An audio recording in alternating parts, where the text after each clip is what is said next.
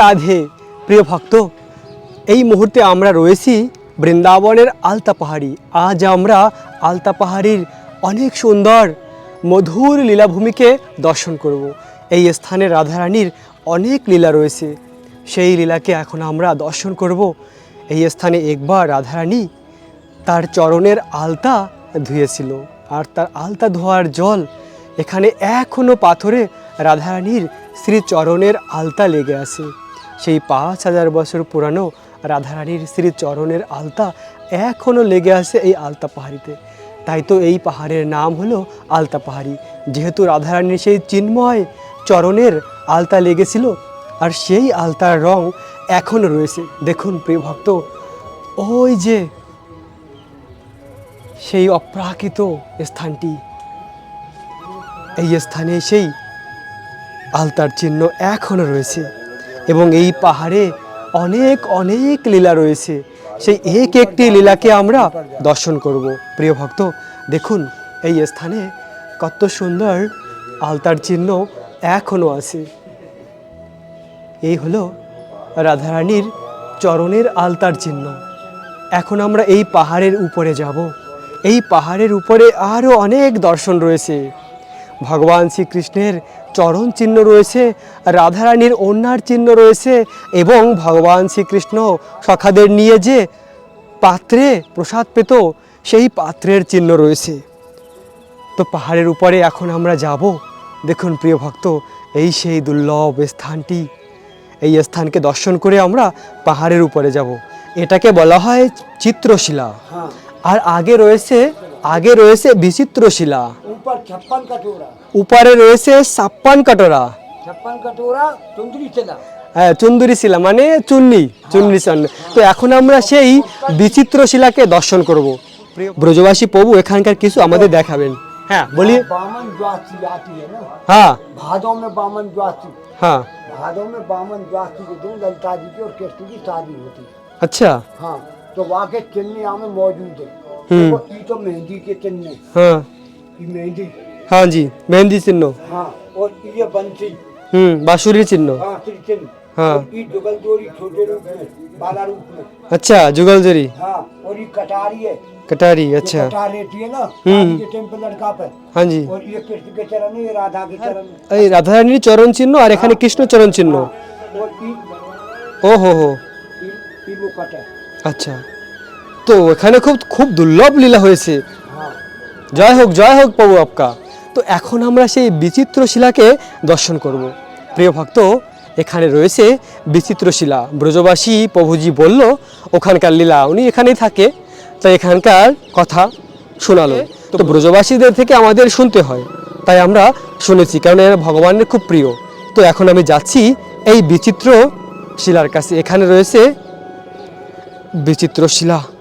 এখানে রাধাকৃষ্ণ একবার বসেছিল এই স্থানে। এই স্থানে রাধাকৃষ্ণ একসঙ্গে বসেছিলেন, আর সেই স্থানকে বলা হয় বিচিত্র শিলা। এই সেই দুর্লভ স্থান, রাধাকৃষ্ণের অপ্রাকৃত লীলাভূমি। দেখুন প্রিয় ভক্ত, চারদিকে তোতা কত সুন্দর ডাকছে মিষ্টি সুরে, কারণ বৃন্দাকুণ্ডে এরকম 1 লক্ষ তোতা রয়েছে, আর তারা ব্রজের সকল স্থানের কথা গিয়ে রাধারানীর কাছে বলে। কোথায় কি লীলা হচ্ছে সেই কথা গিয়ে বৃন্দা দেবী তুলসী মহারানীর কাছে জানায়। তিনি হলেন সকল লীলা পরিচালনা করেন, বৃন্দা দেবী আর ললিতা সখী। প্রিয় ভক্ত, আলতা পাহাড়ির উপরে এসেছি এখন। এই মুহূর্তে রয়েছে আলতা পাহাড়ির ঠিক উপরে। আলতা পাহাড়ির উপরে যে লীলা হয়েছিল, যে লীলা চিহ্ন আজও রয়েছে, সেই লীলাকে এখন আমরা শ্রবণ করব এবং সেই লীলাভূমিকে দর্শন করব। এখনও সেই চিহ্ন রয়েছে, এখনও সেই দুর্লভ দর্শন রয়েছে। দেখুন কত সুন্দর এই গ্রামটি, এবং এই গ্রামের এই উপরে রয়েছে এই পাহাড়। এই পাহাড়ে, এই আলতা পাহাড়ের উপরে যে অপ্রাকৃত লীলা রয়েছে, লীলা দর্শন রয়েছে, এখন আমরা সেই দর্শন করব। একবার ভগবান শ্রীকৃষ্ণের ব্রহ্ম বিমোহন লীলা হয়। সেই স্থানে ব্রহ্মাজি ভগবানকে বুঝতে পারে না, ভগবানের লীলা দেখে মোহিত হয়ে যায়। তিনি মোহিত হয়ে ভগবানকে পরীক্ষা করার জন্য ভগবানের গাভী, ভগবানের সখাদের হরণ করে, তিনি তাদেরকে লুকিয়ে রাখে অন্য স্থানে। তখন ভগবান শ্রীকৃষ্ণের চরণে ব্রহ্মার অপরাধ হয়ে যায় এবং সেই অপরাধ থেকে মুক্ত হওয়ার জন্য ব্রহ্মাজি এই স্থানে পুষ্কর তীর্থকে আহ্বান করেছিল।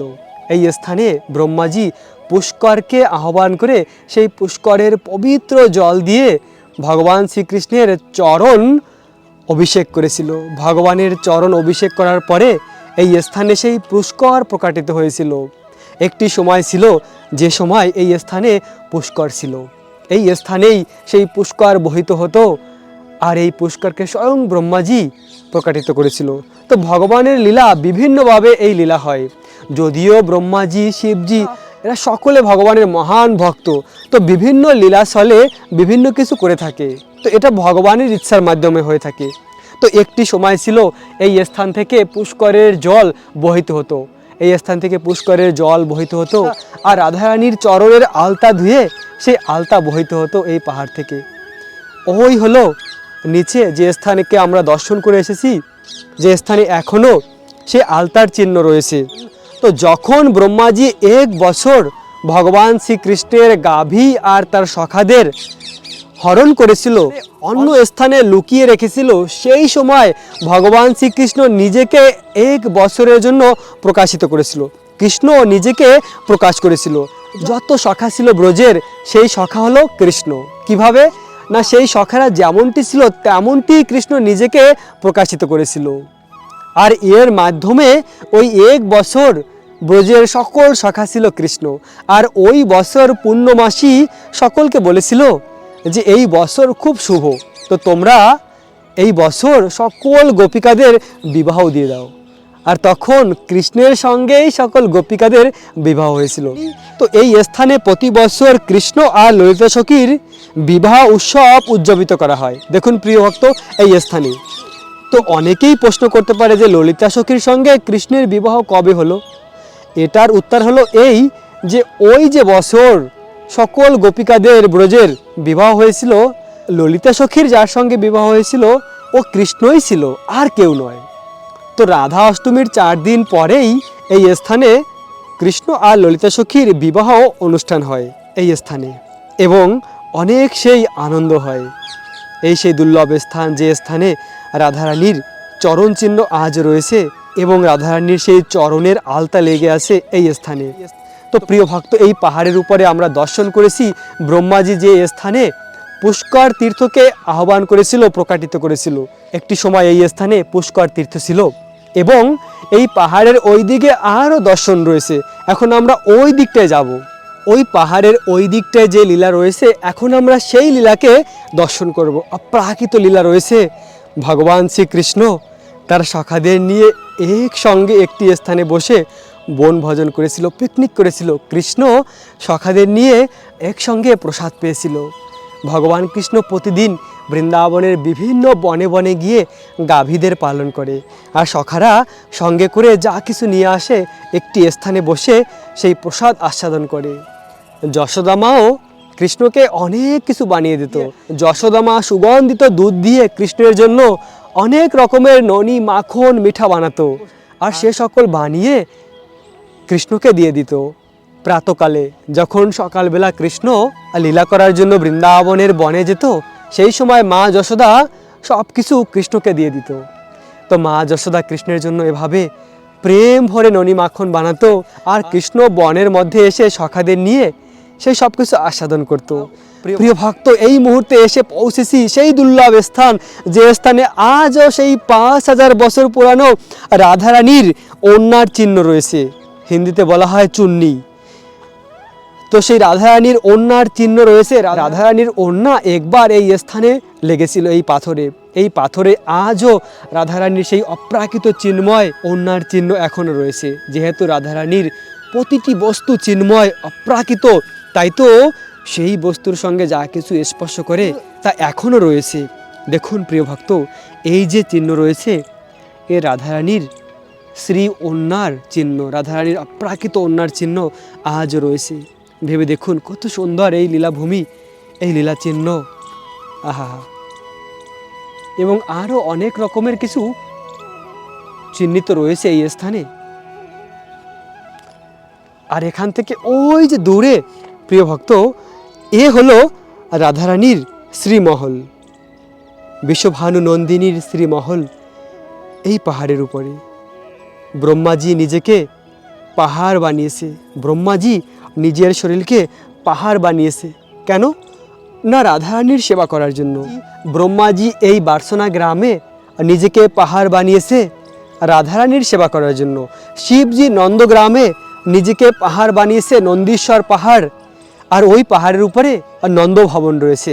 এবং ভগবান বিষ্ণু নিজেকে পাহাড় বানিয়েছে গোবর্ধন পর্বত কৃষ্ণের সেবার জন্য।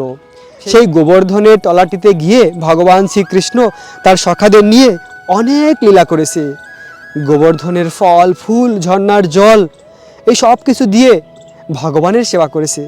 তেমনি এই স্থানে ব্রহ্মাজি নিজেকে পাহাড় বানিয়েছে, আর সেই পাহাড়ের উপরে বিশ্বভানু নন্দিনীর ভবন। আর এই স্থানটি হলো আলতা পাহাড়ি। আর এই আলতা পাহাড়ির প্রতিটি পাথর আলতার রঙে রাঙানো, কেননা এই স্থানে রাধারানীর শ্রীচরণের আলতা লেগেছিল, তাই এখানকার পাথরের রঙও আলতার রং। কত সুন্দর চারদিকে আলতার রঙের এই পাহাড়ি, আলতা পাহাড়ি। আলতা পাহাড়ির দুর্লভ দর্শন। ভগবানের লীলা হলো অপ্রাকৃত। কৃষ্ণ এই মধুর লীলা করে আমাদেরকে এই জড়বন্ধন থেকে মুক্ত করার জন্য। ভগবানের কথামৃত হলো আমাদের জীবনের একমাত্র আনন্দ লাভ করার উৎস। তাই তো যদি আমরা ভগবানের এই লীলা, ভগবানের এই লীলাভূমিকে দর্শন করি, এই লীলা কথা শ্রবণ করি, তাহলে আমরা এই জীবনে এই কৃষ্ণ প্রেম লাভ করতে পারি। প্রিয় ভক্ত, এখন আমরা এসে পৌঁছেছি সেই স্থানে, যে স্থানে আজও সেই চিহ্ন রয়েছে, যে চিহ্ন 5000 বছর পুরানো। শ্যামসুন্দর কৃষ্ণ তার প্রিয় শাখাদের নিয়ে এই স্থানে বসে প্রসাদ পেয়েছিল। ঠিক এই স্থানে বসেই শ্যামসুন্দর কৃষ্ণ শাখাদের নিয়ে প্রসাদ আস্বাদন করেছিল। দেখুন প্রিয় ভক্ত, এই সেই স্থান, এই সেই চিহ্ন। এখানে বলা হয় 56 কটুরি, 56 কটুরির চিহ্ন, মানে 56টি পাত্র রাখা হয়েছিল এই স্থানে, আর সখারা একসঙ্গে মিলে প্রসাদ আস্বাদন করেছিল। আর সেই চিহ্ন আজ রয়েছে এই স্থানে। দেখুন প্রিয় ভক্ত, এই সেই চিহ্নগুলি খুব সুন্দর। চারদিকে সেই কটুরির চিহ্ন এবং ভগবানের চরণ চিহ্ন রয়েছে, সখাদের চরণ চিহ্ন। দেখুন প্রিয় ভক্ত, এখনো রয়েছে দুর্লভ দর্শন। ওই দূরে রয়েছে রাধারানীর প্রিয় সখী ললিতা সখীর বাড়ি, উঁচু গ্রাম। উঁচু গ্রাম থেকে এই একটু দূরেই রয়েছে এই আলতা পাহাড়ি। দেখুন বৃন্দাবনে সূর্য ডুবে যাচ্ছে, ওই রয়েছে সূর্য প্রায় ডুবে যাচ্ছে। তো শ্যামসুন্দর কৃষ্ণ প্রতিদিন পুরো দিন বৃন্দাবনের বনে বনে গোচরণ লীলা সমাপ্ত করে এই সূর্য ডোবার সময় শ্যামসুন্দর কৃষ্ণ ফিরে আসতো, বাড়িতে ফিরে আসতো, ঘরে ফিরে আসতো নন্দভবনে শ্যামসুন্দর কৃষ্ণ। আর এই সময়কে বলা হয় গোধূলির সময়। আর এই গোধূলির সময় খুব পবিত্র। গোধূলির সময় যা কিছু করা হয় তা সব কিছু পবিত্র হয়ে যায়, মঙ্গল হয়। কেননা ভগবান শ্রীকৃষ্ণ এই সময়ে গোচরণ লীলা করে ফিরে এসেছিল, তাই এই সময়টি এত পবিত্র, এত গুরুত্বপূর্ণ। তো শ্যামসুন্দর কৃষ্ণ যখন বিকেলবেলা গোচরণ লীলা করে ফিরে আসতো, তখন কৃষ্ণ গৌর সুন্দর হয়ে যেত। কিভাবে? না বৃন্দাবনের যে ধুলা, সেই ধুলা লেগে কৃষ্ণ গৌর সুন্দর হয়ে যেত। আর এই কলিযুগে সেই গৌর সুন্দর রূপ আমাদের দর্শন করার বিশেষ সৌভাগ্য হয়েছে। এই ব্রজের কৃষ্ণ আবার এই কলিযুগে ভক্তরূপে এসেছে। রাধারানীর অঙ্গকান্তি, রাধারানীর ভাব নিয়ে গৌরাঙ্গ মহাপ্রভু রূপে মায়াপুর ধামে অবতীর্ণ হয়েছে। এই ব্রজের কৃষ্ণই আবার এই কলিযুগে ভক্তরূপে অবতীর্ণ হয়েছেন। আর রাধারানী গোপিকারা যে শ্যাম সুন্দরকে গৌর সুন্দর রূপে দর্শন করেছিল, আমরাও সেই রূপে দর্শন করার সৌভাগ্য লাভ করেছি। কিভাবে? না সেই কৃষ্ণ আবার গৌর রূপে অবতীর্ণ হয়েছেন, আর গৌর রূপে অবতীর্ণ হয়ে এই ব্রজের প্রেম লাভ করার উপায় দিয়েছেন। ব্রজের প্রেম কি করে লাভ করা যায়? না সেই গোলক বৃন্দাবনের প্রেমধন নিয়ে এসেছে ভগবান সকলকে বিতরণ করার জন্য। আর সেই প্রেমধন হলো ভগবানের নাম। হরে কৃষ্ণ কৃষ্ণ কৃষ্ণ হরে হরে, হরে রাম রাম রাম হরে হরে। এই মহামন্ত্র হলো সেই গোলক বৃন্দাবনের প্রেমধন। আর এই মহামন্ত্র জপ করার মাধ্যমে এই জীবনেই আমরা বৃন্দাবন ধাম প্রাপ্ত হতে পারি, রাধাকৃষ্ণকে প্রাপ্ত হতে পারি। প্রিয় ভক্ত, সবসময় ভগবানের নাম জপ করুন, ভগবানকে ভালোবাসুন। আজকের ভিডিও এখানেই সমাপ্ত করব। রাখবেন নিজেদের অনেক অনেক যত্ন, থাকবেন কৃষ্ণ ভাবনাময়। রাধে রাধে।